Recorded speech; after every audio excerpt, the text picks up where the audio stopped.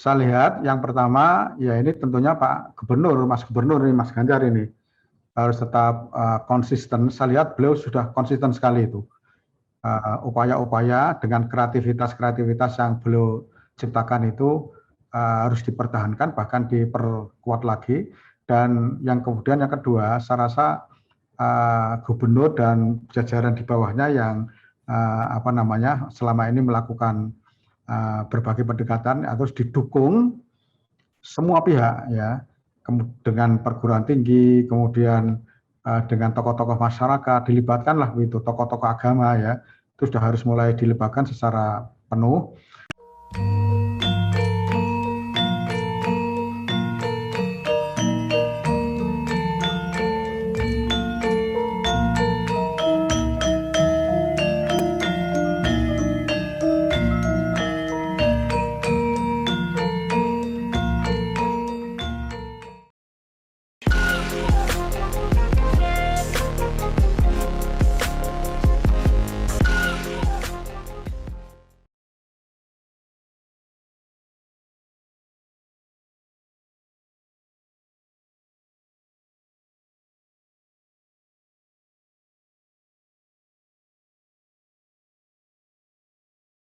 Assalamualaikum warahmatullahi wabarakatuh. Waalaikumsalam warahmatullahi wabarakatuh.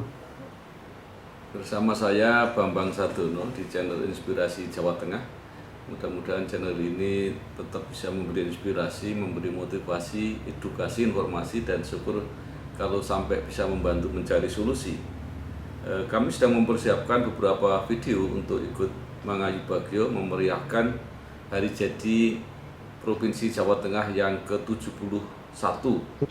Kami mewawancarai banyak tokoh untuk memaknai momentum istimewa ini, dan sekaligus mungkin ada pemikiran-pemikiran yang akan membantu Jawa Tengah untuk mencari solusi, terutama di dalam mengatasi pandemi COVID ini dan juga mempersiapkan pemulihan ekonomi. Saya sudah bersama dengan Profesor Dr. Sofyan Anif, MSc, Rektor Universitas Muhammadiyah Surakarta. Apa kabar, Prof? Alhamdulillah, baik Mas Bambang. Iya, Prof. Ini di dalam rangka hari jadi Provinsi Jawa Tengah ini, ya, sebagai bagian dari masyarakat Jawa Tengah, mungkin Bapak bisa ikut merasakan apa saja yang sudah dicapai provinsi ini, terutama di bidang pendidikan dan khususnya pendidikan tinggi. Monggo, Prof. Terima kasih. Assalamualaikum warahmatullahi wabarakatuh. Terima kasih Mas Bambang. Jadi kebetulan saya ya dekat dengan Pak Ganjar. Memang seringkali kita dialog ya, diskusi tentang Jawa Tengah. Karena bidang saya di pendidikan ya tentunya lebih stressing kepada bidang pendidikan, terutama pendidikan tinggi. Saya melihat untuk mengetahui tingkat keberhasilan pendidikan itu kan banyak parameter ya. Kalau dulu itu diukur dengan buta huruf ya, melek membaca. Dan sekarang Jawa Tengah rata-rata memang sudah hampir mendekati 100%, artinya hanya tinggal sekitar 5, sekian persen lah yang belum bisa. Itu terutama ya penduduk dengan usia yang sudah yang sudah ulur itu di atas 50 tahun nih. Tapi sekarang diganti dengan ini untuk mengukur tingkat pendidikan, diukur dengan lamanya penduduk di dalam long term education ya, di dalam bersekolah, di dalam melakukan pendidikan. Jawa Tengah termasuk baik ini di tingkat nasional, mungkin juga di atas rata-rata secara nasional di Indonesia ini. Saya melihat angka partisipasi kasar untuk perguruan tinggi rata-rata, kalau kita rata-rata kota itu sekitar 24,59%.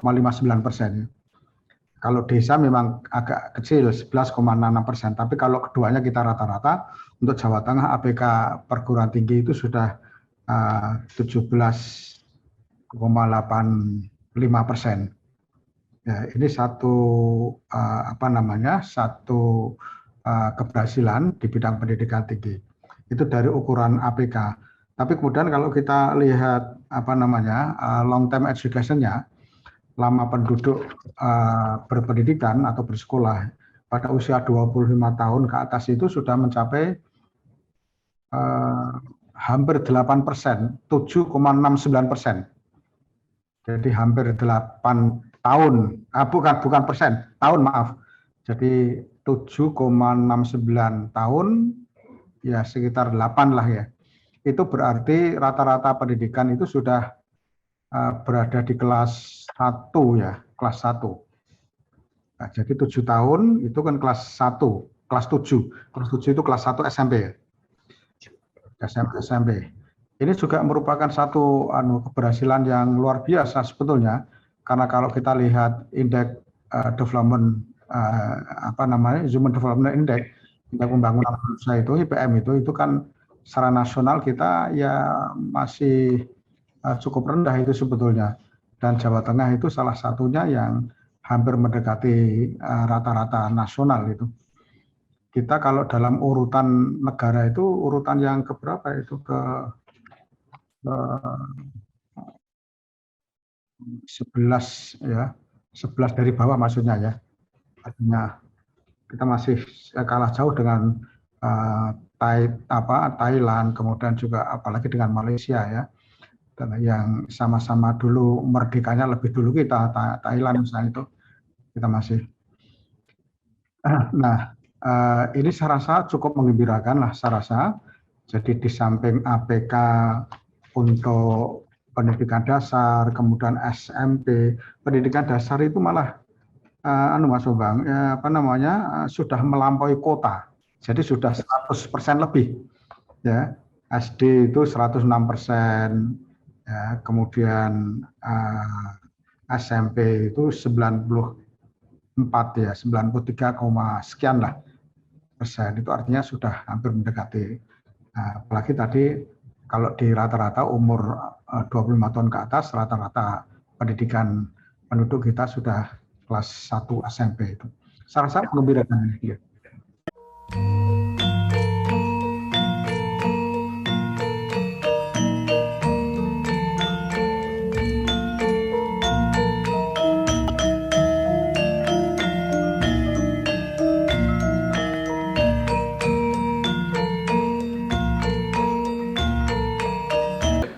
Mau tanya sedikit, ini kok bisa lebih dari 100% gimana Pak? Setiap pembangunan kan punya target ya. Biasanya kan ada program, kemudian kegiatannya apa, strateginya bagaimana, indikator keberhasilan bagaimana, targetnya seperti apa. Itu artinya kalau mentargetkan dalam 1 tahun 100 orang, saya itu lebih ternyata.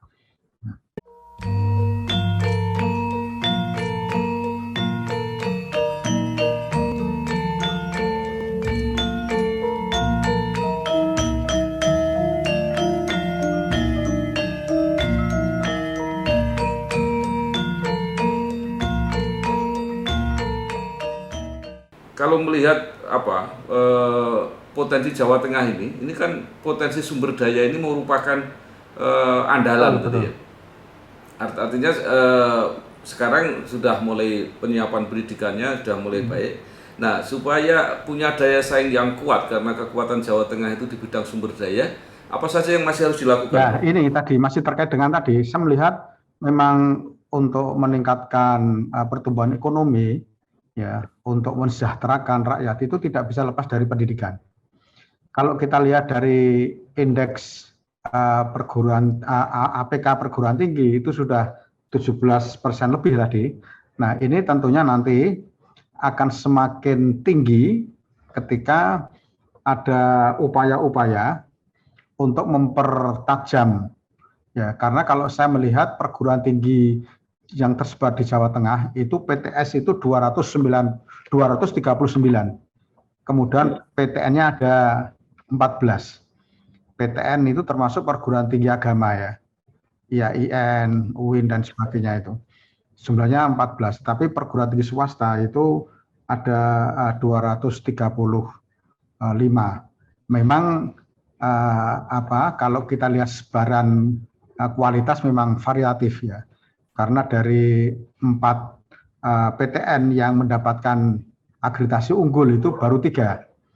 Sementara kalau PTS itu dari 239 itu baru ada 5.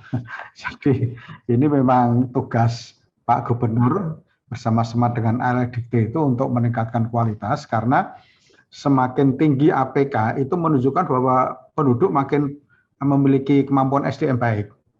Ya, jadi memang harus pendidik.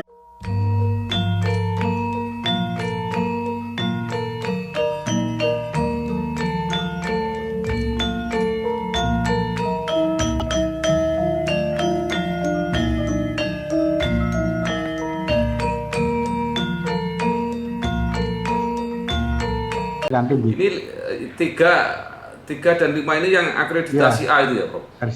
Kalau swasta itu kan termasuk UMS, kemudian Unisula, tidak salah itu, kemudian Sugio Pranoto, mana itu,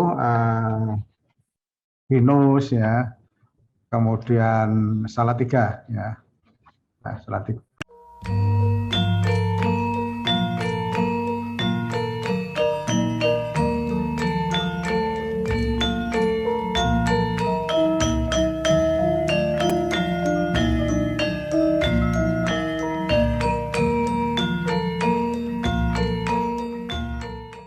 Nah, Prof, saya mau tanya ini, kalau dari jumlah mahasiswa 14 PTN dan 239 PTS itu jumlahnya besar mana, Prof?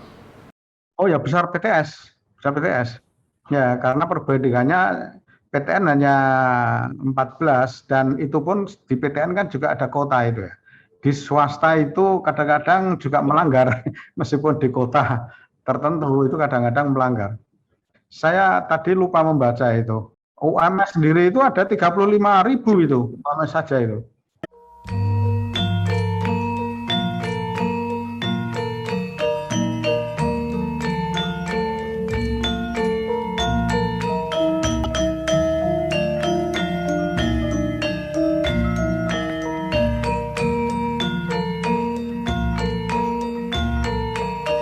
Apa yang harus dilakukan tadi, peningkatkan kualitas? Ya, meningkatkan kualitas SDM tentunya peningkatan kualitas perguruan tingginya. Jadi perguruan tinggi harus betul-betul memperhatikan mutu, sehingga setiap setiap output itu tentunya diarahkan menjadi SDM yang unggul. Nah ini Pak Menteri, Mas Menteri itu kan juga punya program Kampus Merdeka itu. Saya rasa itu juga menjadi salah satu instrumen untuk meningkatkan kualitas lulusan ya, dengan kebebasan belajar. Kemudian mahasiswa itu sebetulnya bukan lagi kepada kemampuan intelektual. Nah, ini yang penting Mas Bambang. Jadi sekarang di tingkat mahasiswa itu tidak lagi bertumbuh kepada kemampuan intelektual, tapi pada kemampuan-kemampuan yang bersifat soft skill. Nah, sehingga kalau hanya pinter dalam arti intelektualnya baik, sementara soft skill-nya nggak bagus, itu juga tidak bisa mencapai satu posisi menjadi SDM yang mampu bersaing itu ya. Jadi SDM unggul itu adalah SDM yang memiliki IQ baik dan juga memiliki kompetensi spiritual, kompetensi emosional, dan kompetensi sosial. Nah, kalau kompetensi sosial ini kan lebih banyak kepada soft skill ini ya.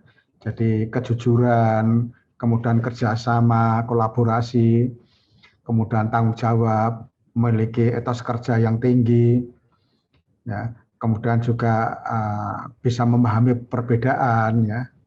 Nah, itu semua soft skill, lebih-lebih ketika nanti kita sebagai satu EDM yang memang dituntut untuk memiliki kemampuan leadership. Ya, leadership pun itu juga merupakan bagian soft skill. Ya, maka dengan komposisi intelijensi yang bagus, kemudian sosial yang bagus, spiritual yang bagus, emosional bagus, diharapkan nanti akan lebih menggerakkan potensi yang menuju kepada kreativitas dan inovasi. Ya, sehingga kemampuan SDM unggul itu di dalamnya harus ada nilai-nilai yang bisa memberikan edukasi, tetapi dengan pendekatan kreativitas dan inovasi. Itu harus perguruan tinggi harus mampu menciptakan SDM semacam ini.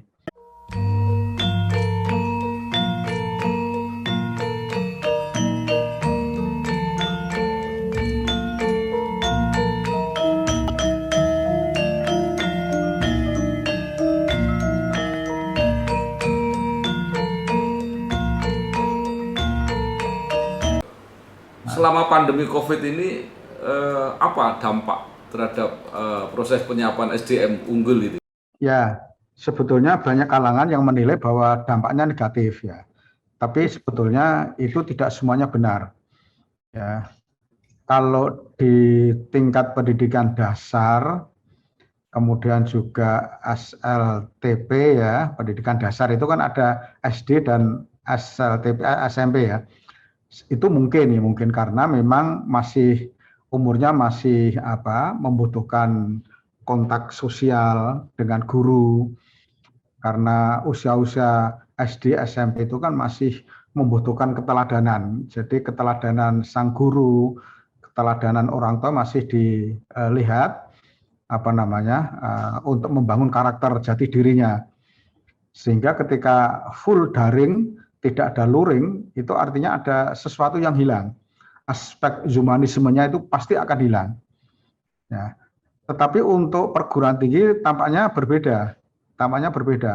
Nah ini kemudian ada dua sisi keuntungan yang saya lihat. Satu, dengan pembelajaran daring itu yang dulunya mahasiswa itu semacam ada shock culture. Karena termasuk dosennya itu, karena terbiasa dengan budaya luring, pembelajaran di kelas tiba-tiba dipaksa dengan daring, dengan virtual.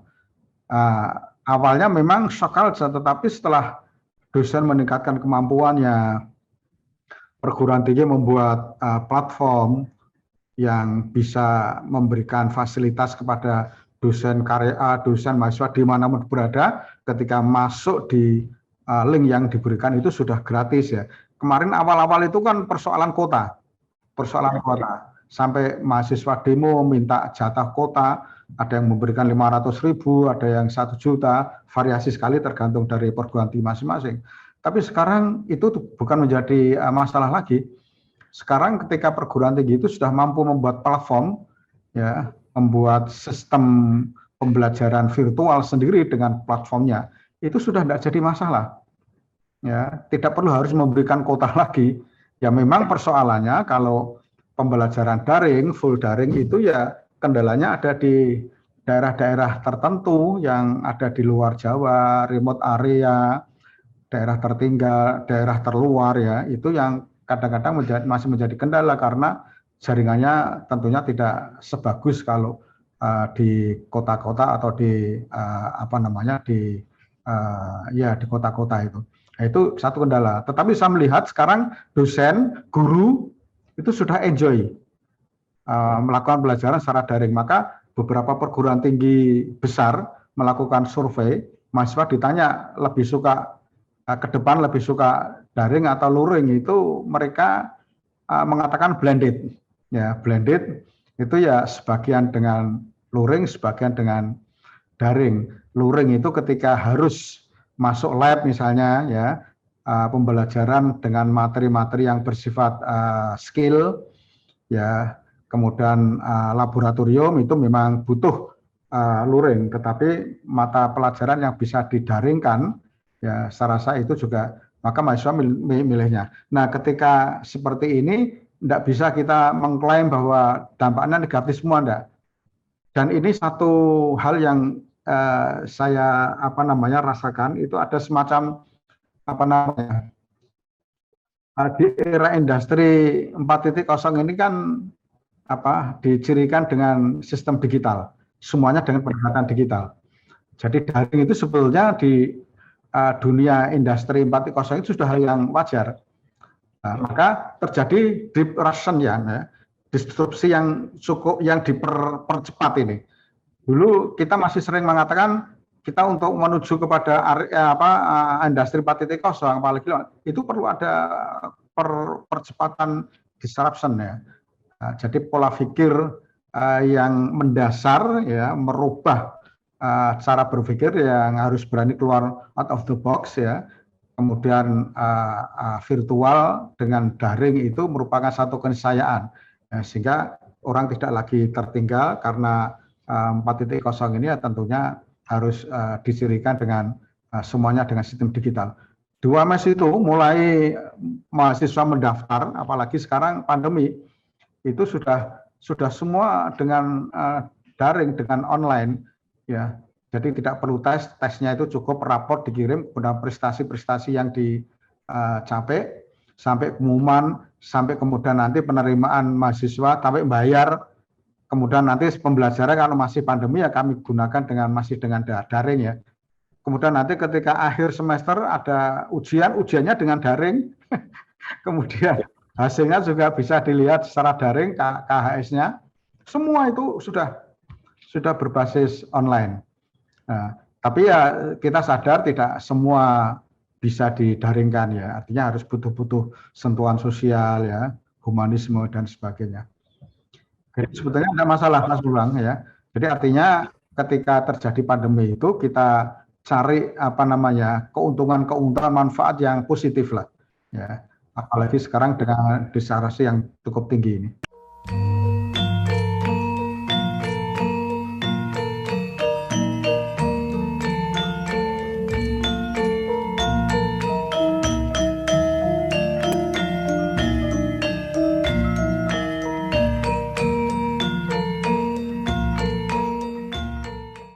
Prof, dengan disrupsi yang luar biasa itu,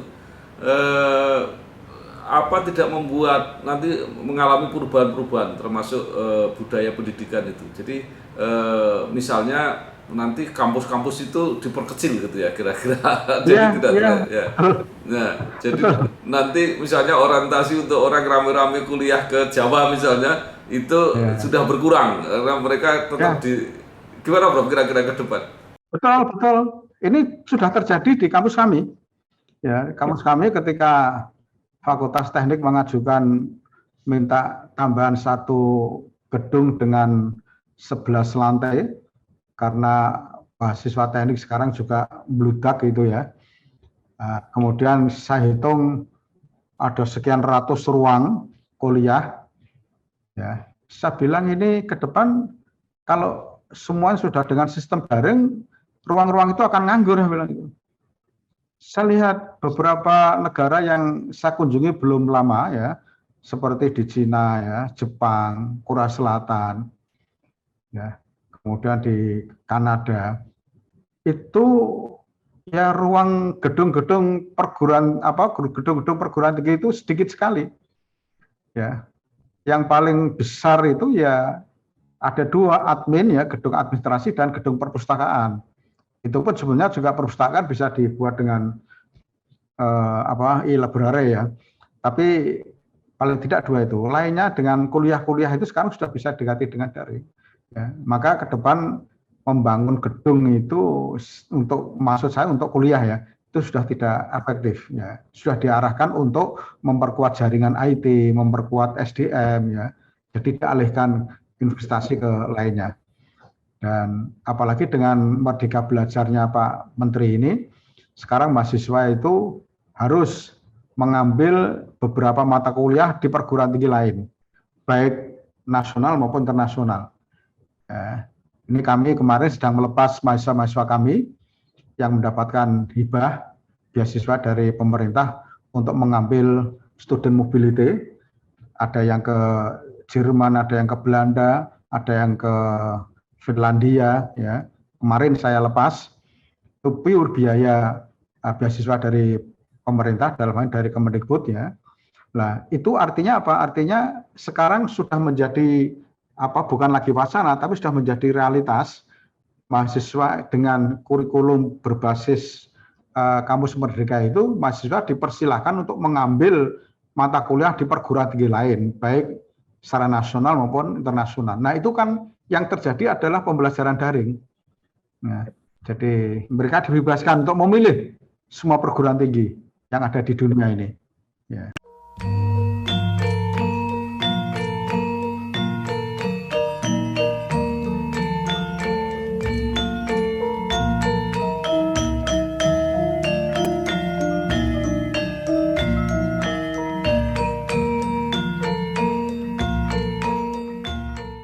Jadi mereka tetap di Indonesia atau pergi ke luar negeri? Di Indonesia. Oh. Ada juga permintaan memang, ada juga permintaan dengan luring ya, sehingga mereka harus pergi ke negara yang terpilih tadi.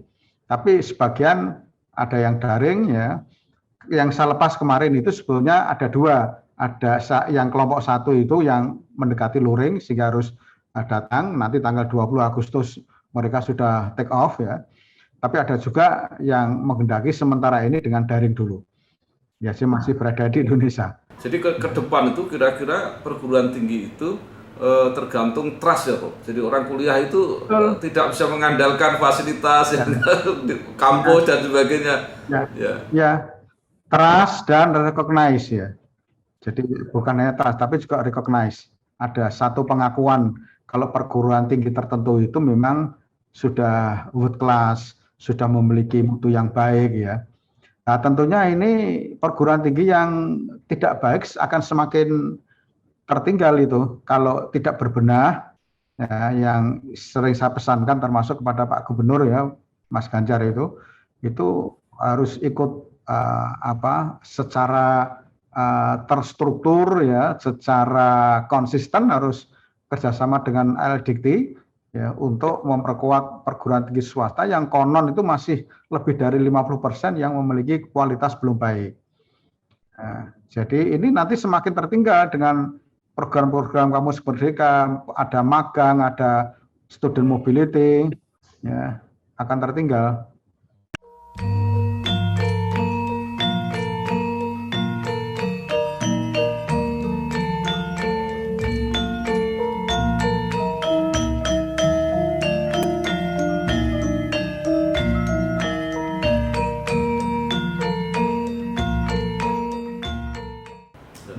Padahal itu merupakan kekuatan yang luar biasa untuk Jawa Tengah, Prof. Luar biasa, ya luar biasa.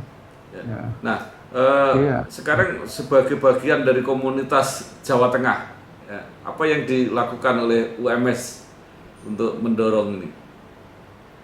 Nah, ini kalau kita kaitkan lagi dengan dengan pandemi ya, tetap harus mendukung upaya-upaya untuk mengatasi pandemi COVID-19 ini.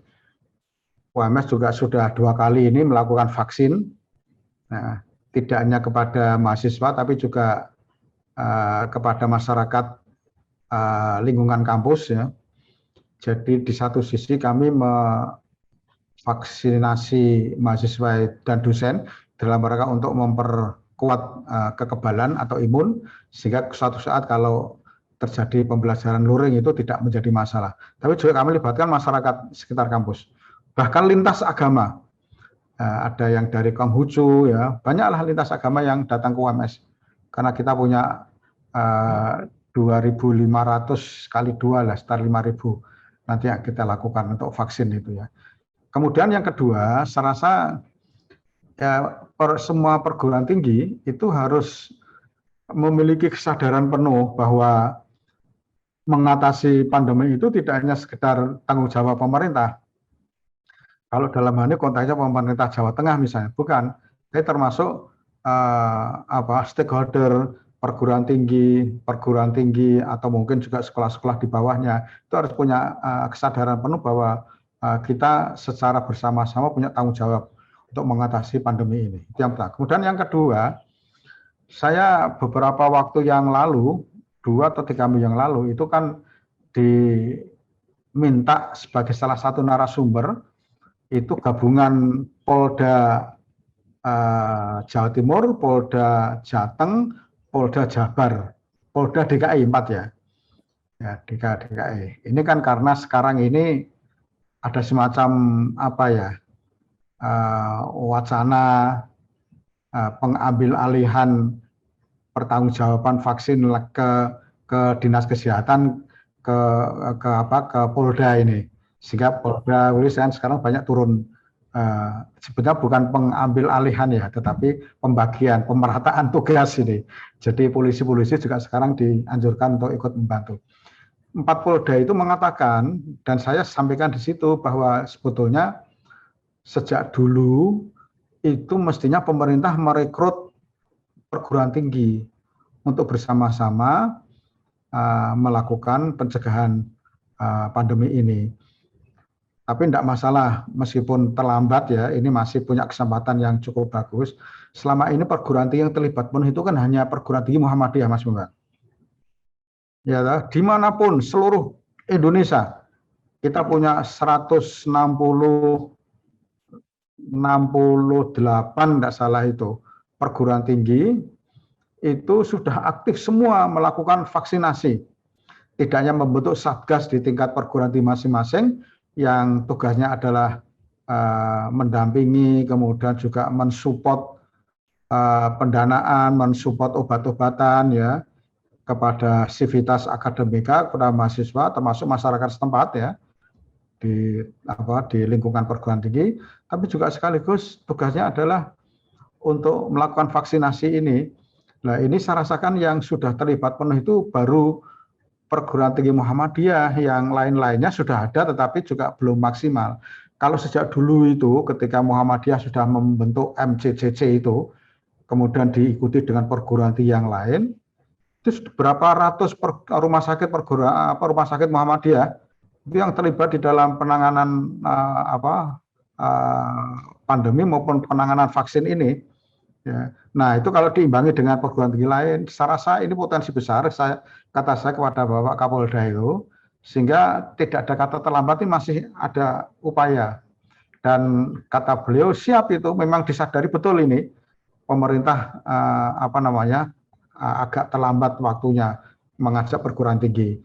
Termasuk perguruan tinggi negeri pun itu sebetulnya juga sangat potensi untuk melakukan vaksinasi. Karena sekarang persoalan kita, Mas Bambang, itu kan kalau tren sudah mulai menurun ya, tapi pemerintah tetap memperpanjang PPKM itu, saya juga setuju itu, supaya tidak begitu gegabah ya, kemudian nanti bisa naik lagi ya. Tapi sekarang ini kuncinya sekarang ada di vaksin. Ya, kalau jumlah sekitar 70% lah katakanlah jumlah penduduk itu sudah vaksin, terutama yang mungkin lansia, karena sulit mencari lansia itu yang mau untuk divaksin itu ya. Tapi UMS kemarin sudah berhasil itu, bisa sampai ribuan mencari lansia itu. Itu insya Allah aman. Nah, artinya bisa dikendalikan lewat vaksin itu. Di luar konteks perbedaan pendapat vaksin A atau vaksin B ya, tetapi ya saya rasa meskipun kecil tetap ada pengaruhnya. Ada pengaruhnya.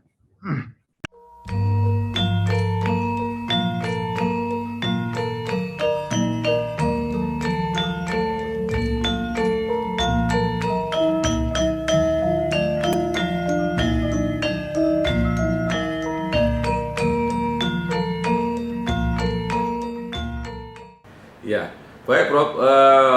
Terakhir mungkin ada saran atau harapan pada pemerintah maupun pada masyarakat Jawa Tengah agar terus bersemangat, termasuk sabar ini menunggu perpanjangan PPKM dan sebagainya ini, termasuk bersiap-siap ketika menyongsong pemulihan ekonomi menuju masyarakat yang tentu lebih sejahtera ke depan. Betul.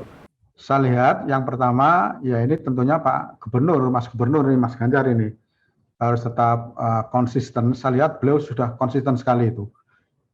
Upaya-upaya dengan kreativitas yang beliau ciptakan itu harus dipertahankan, bahkan diperkuat lagi. Dan yang kemudian yang kedua, saya rasa gubernur dan jajaran di bawahnya yang selama ini melakukan berbagai pendekatan harus didukung semua pihak ya, dengan perguruan tinggi, kemudian dengan tokoh-tokoh masyarakat, dilibatkanlah begitu, tokoh-tokoh agama ya, itu sudah harus mulai dilibatkan secara penuh. Dan kemudian yang ketiga tentunya ya bagaimana eh, keadilan, ketegasan ya. Saya sering menyebut keadilan waktu apa namanya bapak-bapak polisi itu belum terlibat. Nah ini mumpung Pak Polisi terlibat, ya sudah barang tentu ada keadilan yang bisa menjamin apa sistem penanggulangan itu bisa berjalan dengan baik. Contohnya begini, Mas. Jadi ada kelompok-kelompok tertentu yang kemudian ditindak dengan tegas ketika melanggar. Tapi ada kelompok-kelompok yang lain yang tidak ditindak dengan tegas. Saya itu sering melihat misalnya di area pariwisata misalnya. Ini sekolah ditutup, masjid ditutup, tapi ini sebelum PPKM ya, sebelum PPKM ya. Wisata dibuka dengan selebar-lebarnya. Bahkan untuk acara-acara tertentu ya itu juga dibebaskan tanpa membatasi kota pengunjung ya. Nah ini harus dirubah itu, semua harus dilakukan secara adil ya. Kalau satu ditindak ya semua ditindak, karena keadilan itulah nanti yang mencerminkan tingkat kepuasan masyarakat ya. Masyarakat akan disuruh pakai masker itu mau, kalau yang lainnya juga ditindak. Masyarakat diminta untuk tidak berkerumun, membuat kerumunan, pasti mereka akan mau ketika melihat keadilan kan itu kan. Nah ini kadang-kadang aspek psikologi sosial ini harus betul-betul diperhatikan ya. Nah, itu yang, dan ketika saya ketemu dengan Pak empat jenderal Kapolda itu semua setuju, dan akan kami instruksikan pada seluruh anggota kami untuk bisa berbuat adil di lapangan kan itu ya. Nah, sehingga ini yang akan menjadikan motivasi seseorang untuk tidak hanya sekadar sadar, tapi juga ikut berkontribusi menuju kepada Indonesia yang sejahtera. Ya, jadi semata-mata bukan ekonomi dulu, Mas Bambang, tapi harus ditangani dulu masalah yang selama ini menjadi kendala secara nasional itu. Baru nanti secara bersama-sama memulihkan ekonomi. Memulihkan ekonomi pun juga tidak bisa secara tiba-tiba kemudian melibatkan semua aspek ya, tetap harus bertahap. Jadi sistem level 1, 2, 3, 4 itu saya setuju, itu bagus ya. Jadi tidak digebiah-uyah ya, Ibu ya, tapi bagus, cara penanganannya memang harus seperti itu.